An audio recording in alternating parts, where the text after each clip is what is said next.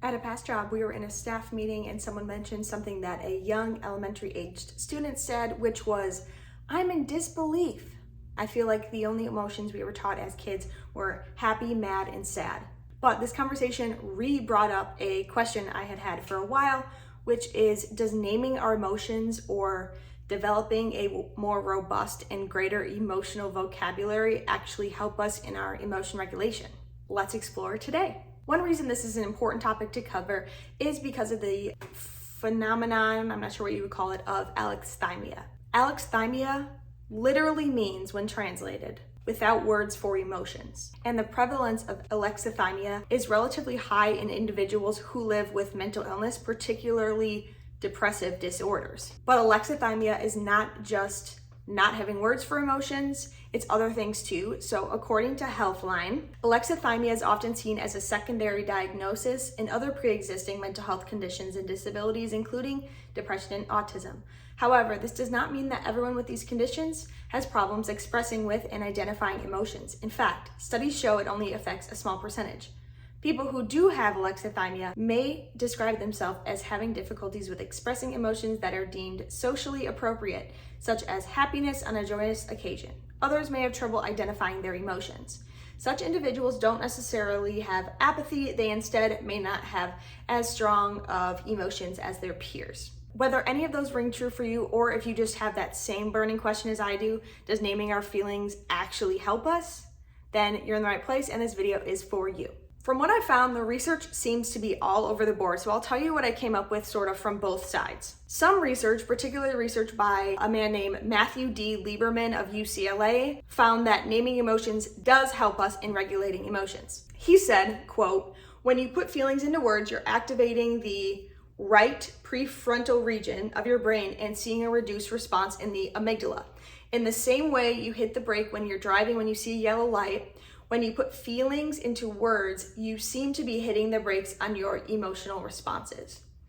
So, in other words, the act of naming an emotion or feeling in your mind as you're beginning to experience it allows you to create this like little micro space where you have this, where you're able to choose what you want to do next with that emotion, instead of keeping your foot on the gas and just launching straight into action. On the other hand, research found that naming emotions does not help in emotion regulation, actually may hinder those who do name their feelings. One possible explanation is from a 2021 study by Nook et al., and it says that emotion naming could essentially crystallize, which is the word they used, that affect or emotion that you name in the moment, which sort of leads to your brain clinging to that word that you've attached to it, the label you've put on, and your brain will kind of double down on that, and that could be harmful. As we can see, the research is not super definitive. Because of that, we should consider if we want to experiment with naming our emotions to see if that helps or hurts us as individuals. If you're interested in tools for emotion naming, or more fancily called affect labeling, the rest of this video will focus on 4 tools that have to do with emotion naming. Number 1 is called Name It to Tame It. And then according to New York Times, this wording was attributed to David Siegel. So naming or taming, or as I like to call it, using the micro breaks or hitting those micro breaks, forces a pause between these like reactive emotions, or rather the emotion and the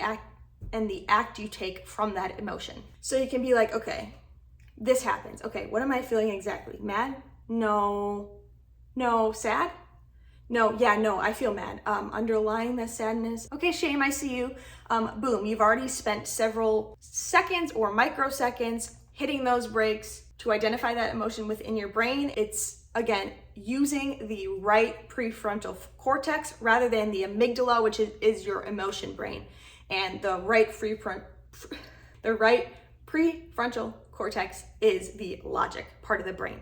Any length or pause in between anger, for example, and your next reaction or action is essential. If you struggle with managing or expressing your anger healthily, go ahead and check out my anger and anger management playlist. I post lots of videos that have to do with anger and anger management. My next tool is called Inner Devil's Advocate. Basically, your inner devil's advocate, once you name an emotion or say something out loud, your inner devil advocate will say, "Is it really that extreme?" So for example, if you say, I am so stressed right now, your inner devil's advocate will say, "Are you? Or are you just like a little unsure when you're gonna get these tests done throughout the week?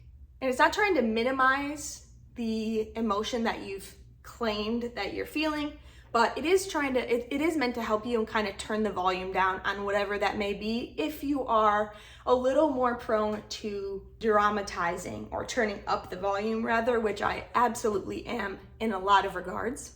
Another example is, are you really angry or are you feeling frustrated on behalf of someone else? Those are pretty different things. Playing the inner devil's advocate can help you turn down the volume instead of choosing an overly dramatic word that could then inflame your emotion.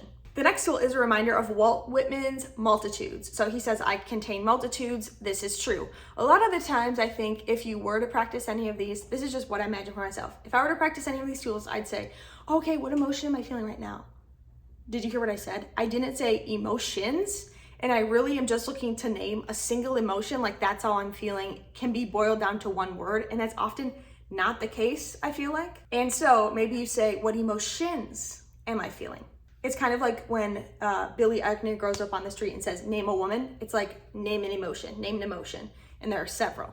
The final tool I have for you stems from my time in middle school when the person on the announcements, I think it was like, maybe it was the principal, I don't know, but he would always end the announcement with, have a great day or not, the choice is yours. Obviously, this is a common phrase that is not, he did not create. However, it is about realizing that the choice can be made and the choice can be made at different times throughout the day as well. It's also true that we have to notice what's happening in order to make the choice or make the change. And so New York Times article says, noticing and naming emotions gives us the chance to take a step back and make choices about what to do with them. Side note on bad days, I am not anti-bad day, I'm pro-bad day. I have a video on this from a couple of years ago. I'll link it in the description box if you're interested. In conclusion, we really don't seem to have a definitive answer on my question coming into this video, which is if emotion naming helps us in our emotion regulation or not, but we did look at sort of both sides of the research that's out there, as well as talking about tools that we can use if we want to experiment with trying this and seeing if it helps us. Please take a look at the sources I mentioned and the sources I consulted in the description box below. Thanks for watching. I'll see you in my next video. Bye.